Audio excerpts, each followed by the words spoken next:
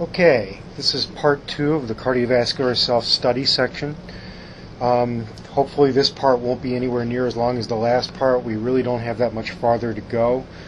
In part 1 we covered sort of some general facts about the cardiovascular system, and then we moved into arteries and we went through a fairly long session on the arteries.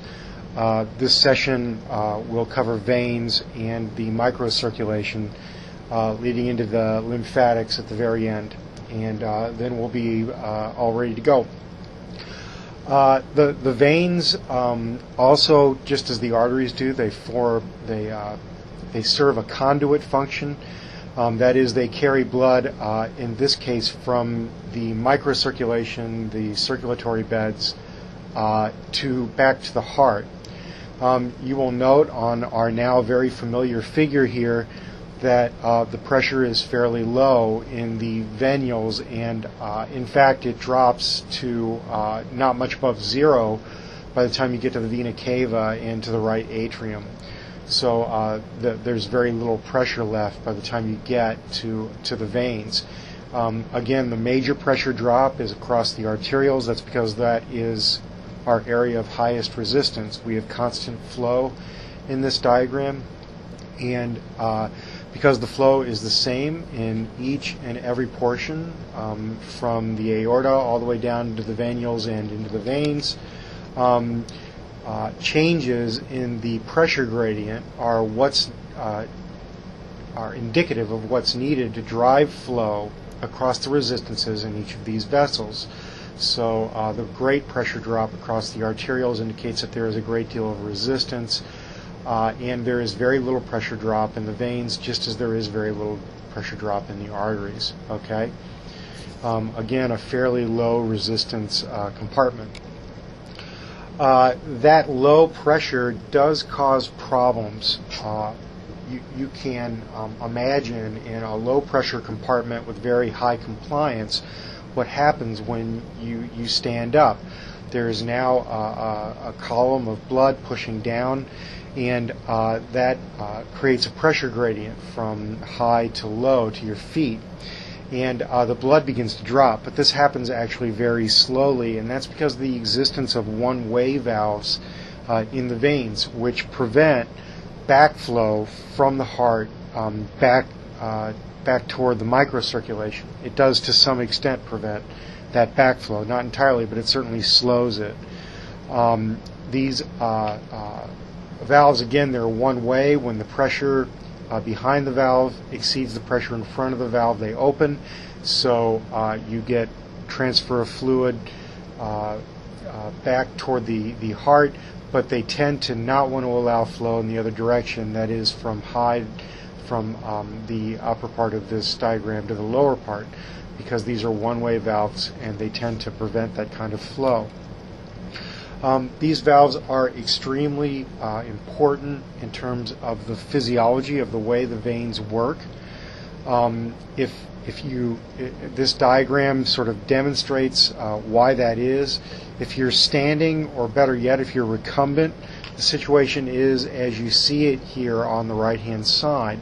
That is, both valves are open, and the valves are open, and you have flow taking place from the lower part of this diagram to the upper part through the open valves as pressure goes from high to low in this case. Okay. If, however, you stand up and you begin to walk, your skeletal muscle contracts, and as it contracts, it hardens and it impinges upon the veins and occludes the lumen of the veins, as you see it right here. And it also increases the pressure in those veins as the walls collapse and as the muscle presses in on the veins. So as you increase the pressure in this area, the upper valve, which is closer to the heart, opens because the pressure behind this valve becomes greater than the pressure in front of the valve, and you have venous flow continuing in that direction. I shouldn't say it opens, it remains open because the pressure remains high. As a matter of fact, it's even higher here than it was before. and therefore the flow continues toward the heart as the blood is squeezed out of this section of the veins where the muscle is contracting and impinging upon the lumen. On the other hand, if you look at the situation below this contracting muscle, you can see this valve is closed, and that's because we had an increase in pressure in this area that exceeded the pressure behind the valve, and as a result, the valve closed. Okay, so this valve was open here, we contracted this muscle, the pressure went up in this area, and that caused this valve to close as the pressure in front of the valve exceeded the pressure behind the valve. Now, as the skeletal muscle relaxes, as you see right here, the pressure begins to fall in this area, and as that happens, the upper valve closes and does not allow backflow into this area. And you can see this lower valve remains closed as well, because although the pressure is decreasing, it's still higher than what's behind this valve. So what happens upon skeletal muscle relaxation is the pressure begins to fall. You end up in a state where both of these valves are now closed, because the pressure has fallen below the pressure up here, and yet it's still greater than the pressure down here.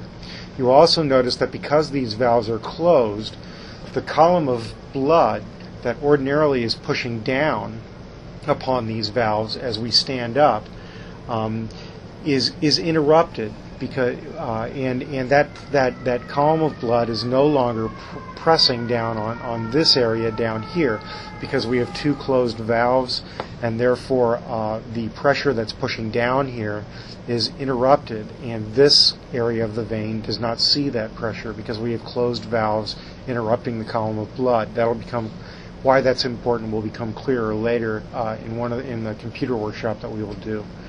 So now, as relaxation continues, the pressure continues to fall in this area, and because flow has continued behind this valve, pressure has increased, and as a result of that, we now have an open valve, and this area begins to fill with blood because pressure behind this valve has exceeded the pressure in front of the valve, and we get flow into the area.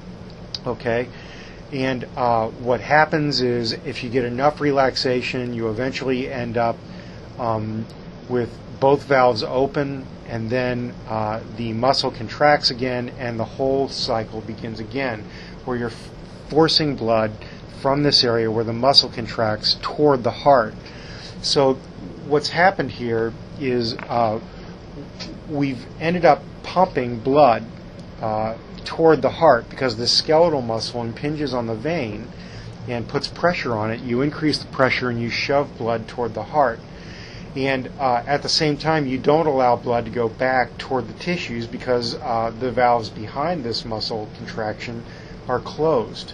Okay, and so once relaxation takes place, you get refilling, and then the whole cycle starts again. This is called the muscle pump. It pumps blood at a faster rate than you would ordinarily attain if you were just recumbent and the blood was flowing normally, and that's because of the increased pressure that you get in the vein due to the muscle contraction and the fact that you're not allowing flow to take place back toward the beds. It can only take place toward the heart. So this is called the muscle pump. It's fairly important in exercise, and we'll talk about that in the last lecture that we have together.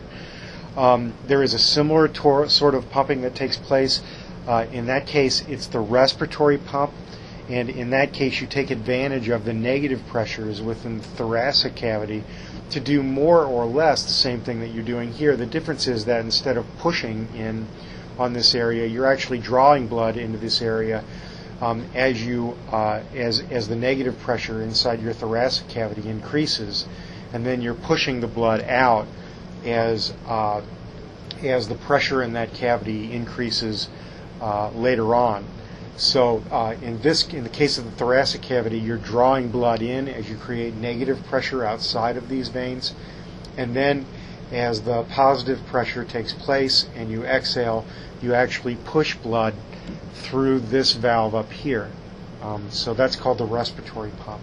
similar to the muscle pump. It's just that you're taking advantage of the negative pressure out around the vein rather than increasing the pressure around the vein in order to pump blood into toward the heart. We'll talk a little bit more about that later. The veins also have a capacitative function as well. We mentioned that earlier. By far, the greatest amount of blood is stored in the veins. 2/3 of the blood is located in the veins. And because the veins are so highly compliant relative to arteries, you can put a lot more volume in the veins without increasing the pressure a whole lot. And that makes them ideal for storage of blood because you can put a large volume in without increasing the pressure a great deal. Okay?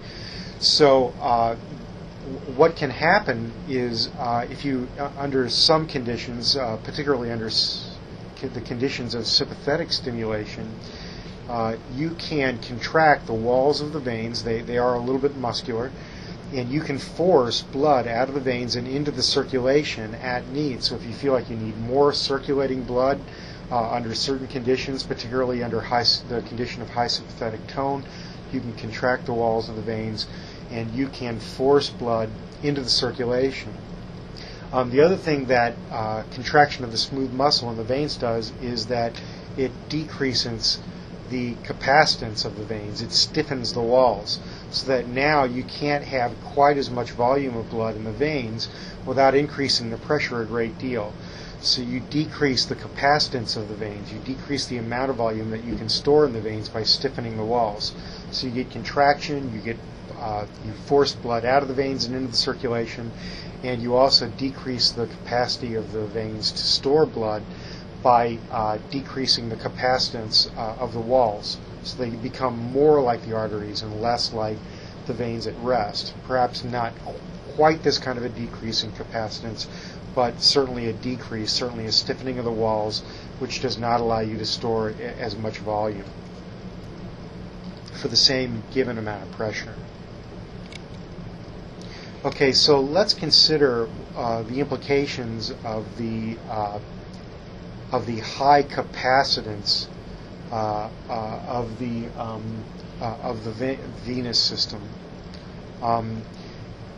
What you see here on the left is sort of a model of what the cardiovascular system, what the pressures in the system might look like in a recumbent individual. Okay, so if I'm lying down, imagine me lying down on the floor, no cameras, but just to use your imagination. I have an arterial pressure, a mean arterial pressure of 100 for simplicity in this case, and I have a venous pressure of very close to 0. You'll recall that we have a very low venous pressure in the vena cava on the venous side of the heart. Now, all of these pressures are more or less the same. The pressure is set at the heart. More specifically, it's set at the carotids. We'll go over how that takes place later.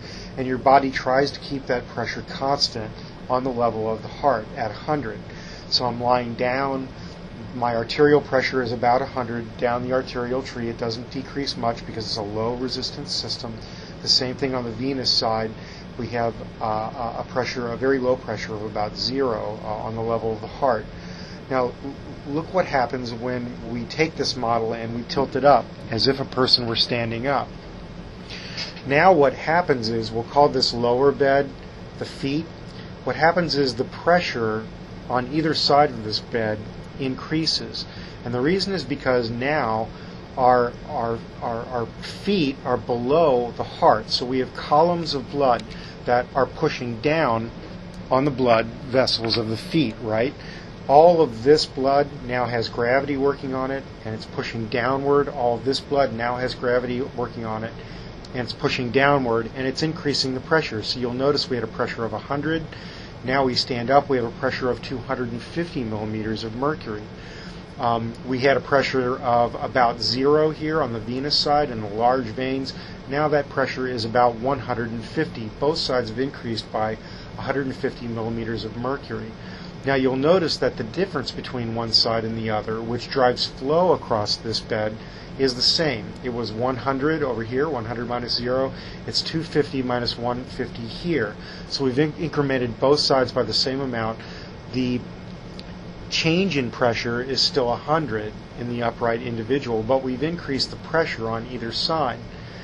Now you'll notice that the volume of blood has increased on the venous side near the feet, right? And the reason is because we have more pressure pushing down on the feet. You'll recall that this is a fairly low capacitance system. The walls are flexible, they expand easily when you increase the pressure, so increased pressure means increased volume. Okay? So this column of blood pressing down toward the feet increases the pressure. It also increases the volume on this side because we have very flexible elastic walls that expand very easily. Okay? On the other hand, the arterioles have a fairly low capacitance, so we increase the pressure, but the volume doesn't change a great deal on the left-hand side, or on the right-hand side, on the arterial side. Okay? On your right-hand side.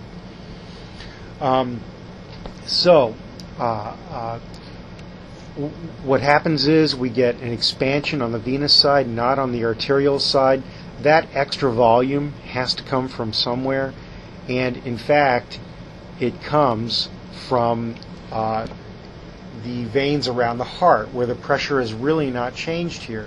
The pressure is still 0 at the heart, and now because our pressure is increased, because we have gravity pushing down on this blood, the blood falls from the level of the heart toward the feet, and we have a higher volume of blood as we fill that area with blood, as blood flows across the bed, and also as a little bit comes down from the heart. We'll have a whole workshop on this, but I think that you can see that because our volume has increased at our feet here, the volume decreases at the level of the heart, because that volume has to come from somewhere, and it's basically coming from the fact that there's less blood up around the heart. Okay, there's less gravity pushing down on that blood. It's regulated, and so what happens is we have increased pressure at the feet that causes an increased volume.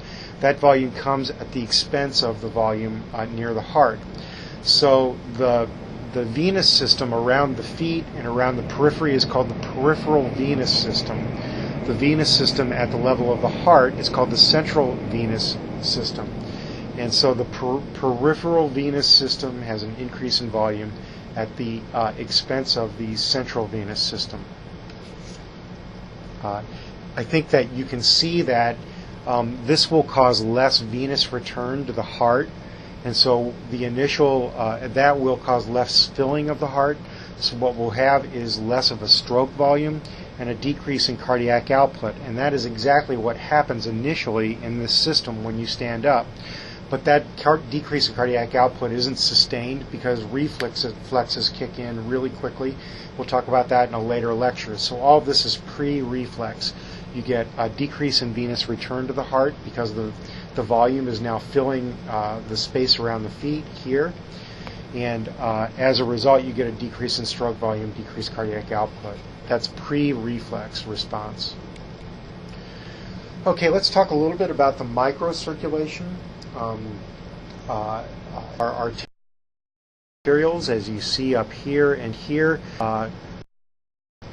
they can give off capillaries directly, as you see here. The bed on the top here is as a bed from skeletal muscle. You'll notice that there's a higher capillary and active tissues like skeletal muscle to tissues like skin, where there isn't as much actin, there isn't as much need for that to take place.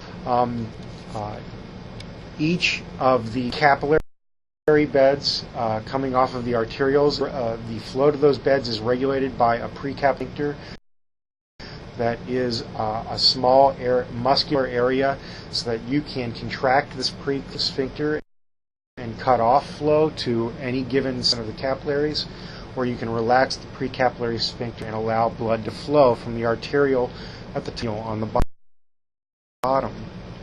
Okay. The arterioles can also give off what are called metarterioles. These are olefin in that They form a direct communication between arterial and the venule, and therefore they can, in some cases, arterial shunts. That is, you can shunt blood from the artery to the veins without that blood going through capillaries, without that blood going through the tissues. These are fairly low resistance pathways that can be to increase flow, and this will become more important when we talk about temperature regulation, particularly in the skin. Now just be aware that they exist. Okay, our capillaries themselves are extremely small, and in some cases they're actually smaller than the radius of a red blood cell. And what happens in these cases, you can actually see the erythrocyte in the lumen of this diagram here. What happens in these cases is the red blood cells actually sort of contort themselves and they have to actually squeeze through the lumen of the capillary when that is the case. The wall of the capillary is again extremely thin, basically just a basement membrane and a single layer of cells, the endothelial cells. Transport of substances from the lumen of a capillary to the extra luminal space outside the capillary is primarily via diffusion. And diffusion obeys this equation that you see here. I believe it is numbered in the text of your syllabus, and therefore you do have to memorize it, but it's not really that tough to work with. JS stands for the flux of solute, that is the rate of transfer of substance per time. DS stands for the diffusion coefficient or the diffusion constant for whatever S is, the substance S. That diffusion coefficient is inversely related to molecular weight, so higher substances will have a lower diffusion coefficient, and therefore they will diffuse from the lumen of the capillaries across the wall at a lower rate.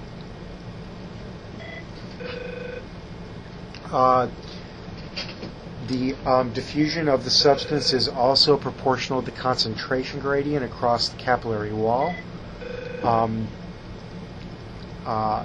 That's the concentration of substance 1, let's say, in the lumen of the capillary minus the concentration of substance 2, let's say, outside the capillary.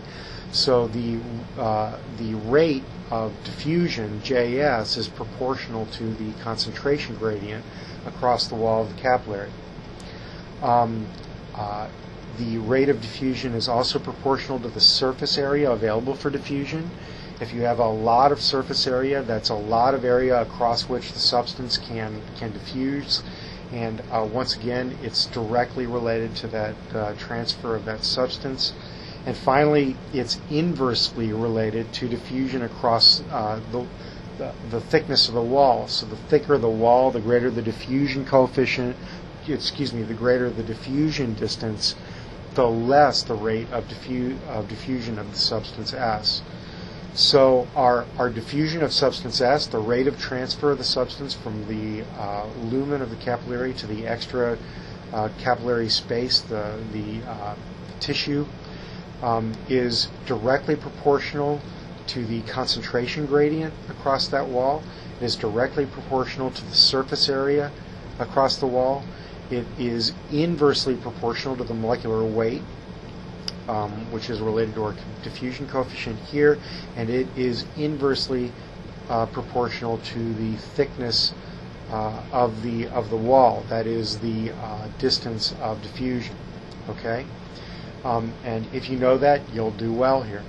That is basically how this equation works. Hydrophobic substances, of course, diffuse directly across the capillary walls. They're permeate to the membranes and the cells, so gases, things like that, just go directly across. The hydrophilic substances, a little bit more complicated. They actually flow through small fluid-filled pores or fenestrations in the capillary wall, and diffusion takes place through those fenestrations from the lumen of the capillary to the extraluminal space. That is the primary way in which substances are transferred, hydrophilic substances are transferred across the wall of the capillary. These substances are also carried by bulk flow. So if you imagine a river flowing and you throw a floater into it or a piece of wood, the wood floats and it's carried down the current of the river, that's bulk flow. So solutes are carried along by the flow of water from the capillary lumen to the extraluminal space. In that flow, in the water flow, within that water flow, substances are carried as water flows from the lumen to the extracapillary space. Okay, so that's bulk flow. It's different from diffusion, which sort of takes place whether there's flow of fluid or not. As fluid flows, it carries substances with it. That's bulk flow. The transfer of substances through bulk flow, the transfer of water is entirely through bulk flow, and that transfer is described by this figure that you see here. What we have is an arteriole and a venule on either side of this figure, and this is a capillary between them. So we have blood flowing from the right to the left in this figure, or excuse me, from left to right in this figure, from the arterial end to the venous end.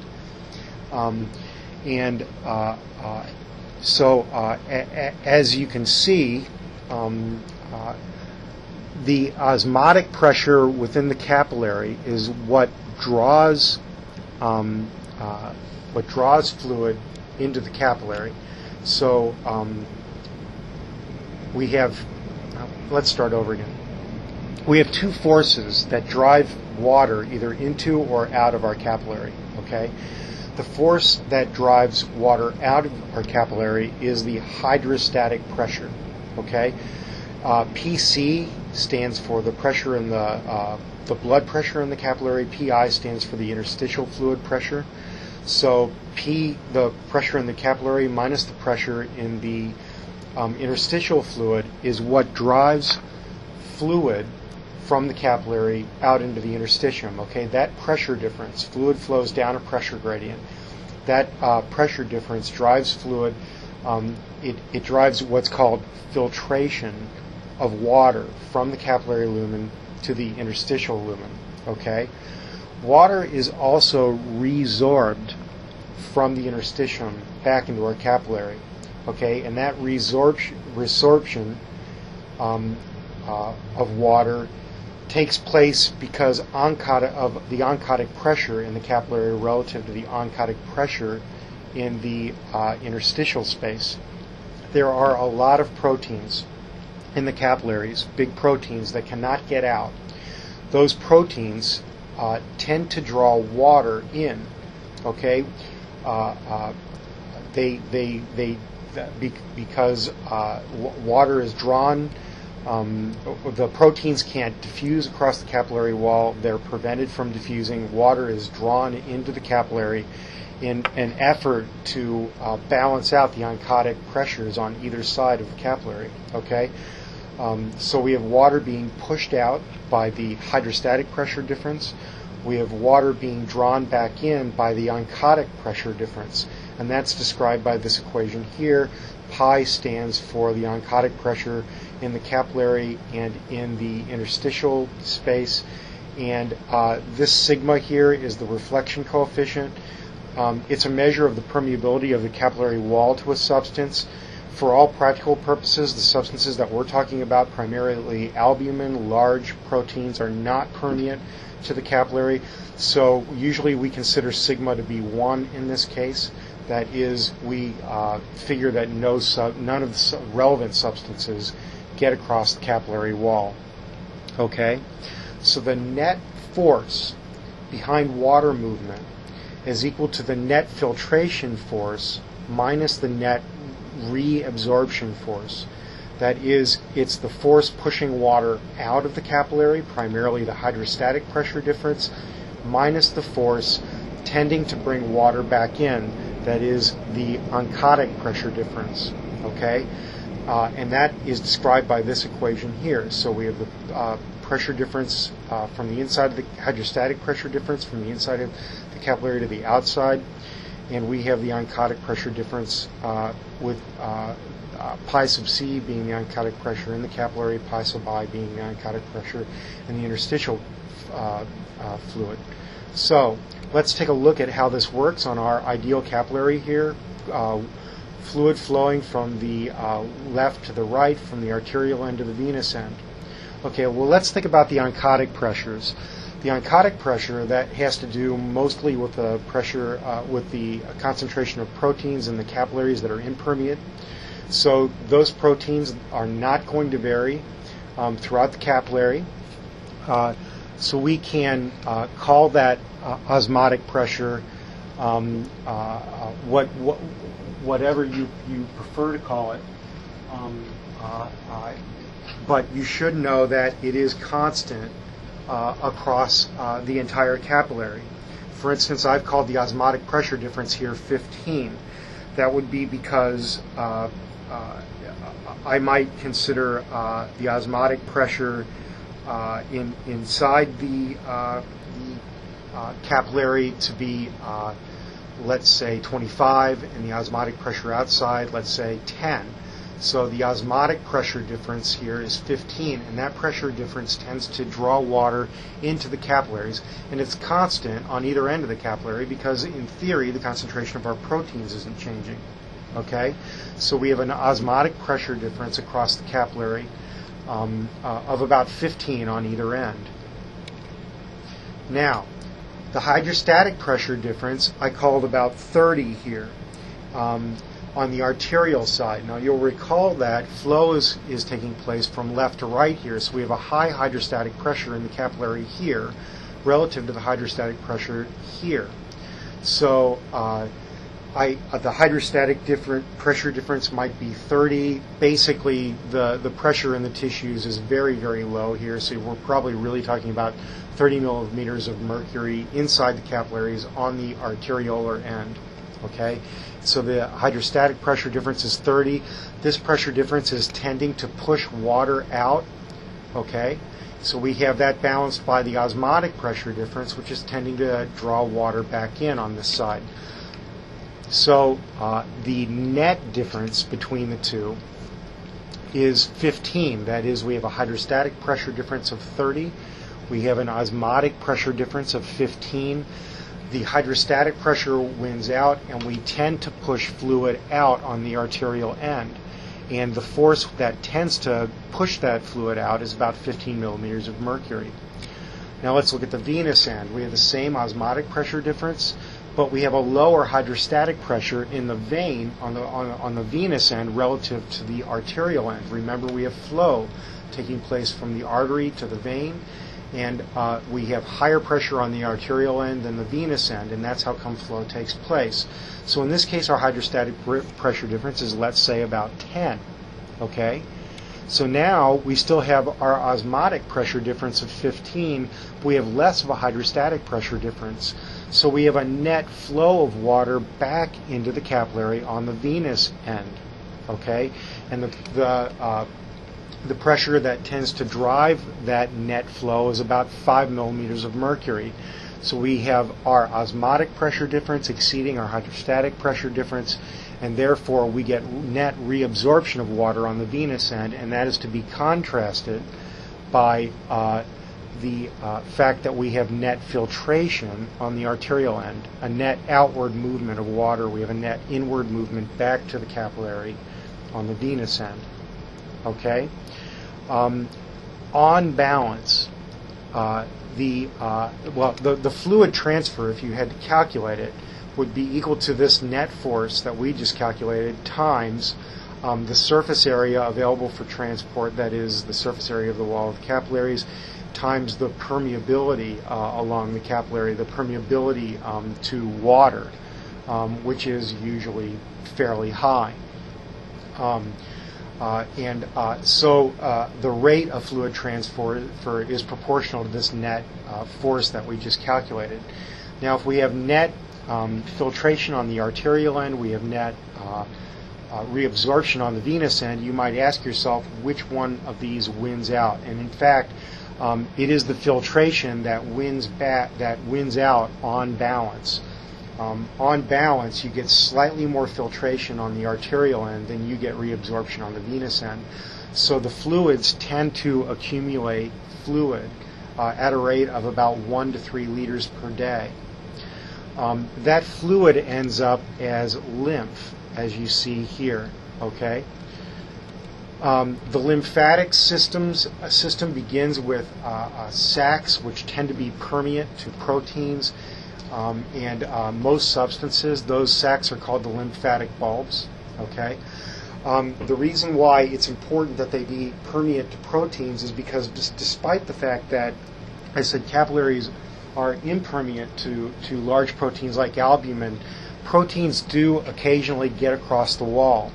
And if they're allowed to accumulate, what happens is the osmotic pressure difference declines. And so you get more and more net filtration because you get less and less of an osmotic pressure difference as protein builds up in this extraluminal on the interstitial fluid side of this capillary. Okay, so if protein is allowed to build, our osmotic pressure difference collapses and we get more and more filtration. So we want to avoid that from happening. So what happens is the proteins are picked up by the lymphatic bulbs. Okay, the lymphatic vessels coalesce and they become larger and larger, just like the veins do, until they coalesce to the thoracic duct, which eventually returns the lymph along with those accumulated proteins to the bloodstream. Again, the terminal sacs collect proteins which escape from the capillaries over time and prevent those proteins from accumulating. This is, as you can imagine, an extremely low pressure system. So the transport of the lymph through these lymphatic ducts is primarily through muscle contraction, mostly through a mechanism that seems to be very, very similar to the myogenic mechanism in regular blood cells. So you get contraction of the smooth muscle, which pumps the fluid through the lymphatic vessels. You also get a form of muscle pumping as you exercise and your skeletal muscles contract. They push in and impinge upon the lymphatic vessels. The lymphatic vessels do have one-way valves just like the veins, and so you'll get muscle pumping toward the venous system and back toward the heart through the lymphatics. Okay? So that's more or less a quick overview of how the lymphatic system works. We won't talk a whole lot about that. You'll probably learn more about it in immunology later on during your first year or in your early second year. I can't remember when. Okay, so that wraps up our part 2 of our self-study section for the cardiovascular class. I do need to remind you that the whole class workshop is coming up later in your first week back from the midterms, and you do need to read the section in the syllabus regarding that whole class workshop. I will assume you have read it, along with the material that goes along with this lecture. So don't forget to read the workshop material as well. That is separate from this lecture. And also be sure to bring calculators to class for that workshop so that you can do the calculations that we're going to do. That workshop regards hemodynamics. We'll do a fair number of calculations. It can be a fairly interesting workshop. Okay, thank you very much for your attention. Good luck, and have a nice week.